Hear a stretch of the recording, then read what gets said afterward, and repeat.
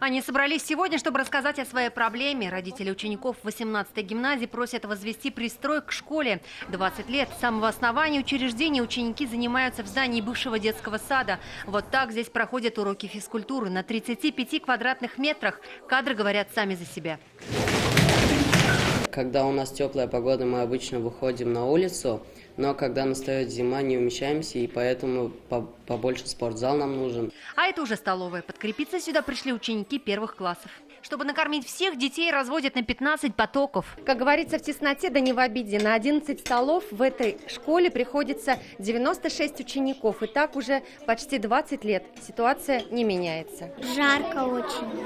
Так себе. Непривычно. Ученики средних и старших классов 18-й татарской гимназии в основном занимаются в соседней 42-й школе. Там для них арендуют 12 кабинетов. В родные стены приходят только на уроки информатики, физкультуры или в столовую. Здесь раздевалка для девочек. Помещение совсем маленькое, тесное. После физкультуры они сюда заходят, раздеваются.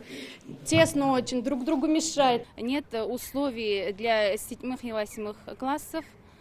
Для обучения, да, для лабораторных занятий. Эта гимназия единственная в районе с обучением на татарском. Учатся 610 детей. И желающих отдать сюда своих чад много. Педсостав очень сильный. Воспитали 80 медалистов, 5 кандидатов наук. И готовы принять еще, только некуда. Необходим новый пристрой. Вот на этом месте по проекту должен появиться новый 4-этажный пристрой, в котором появятся и новый актовый зал, и современная столовая, и 20 дополнительных классов для учеников.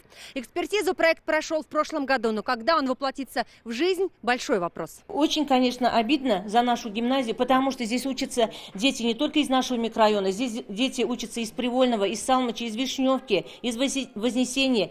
В управлении образования о проблеме 18-й гимназии знают. Проект сейчас в главном инвестиционно-строительном управлении. Проект готов, экспертиза пройдена. На сегодняшний день все в ГИСУ. 400 с лишним миллионов нужно на это. Как правило, денежные средства выделяются распоряжением Кабинета министров Республики Татарстан. Возможно, и какие-то федеральные средства могут быть, но если какие-то программы будут. Родители учеников 18-й гимназии надеются, что пристрой все же появится. При таком качестве обучения и условия должны соответствовать всем современным требованиям. Юлия Гоголева, Адель Миндубаев, ТНВ, Казань.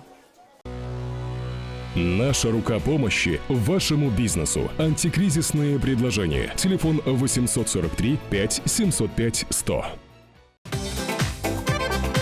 Көтелмәгән кунак көттөреп кенә интернет челтәрләренә дә килеп җитте.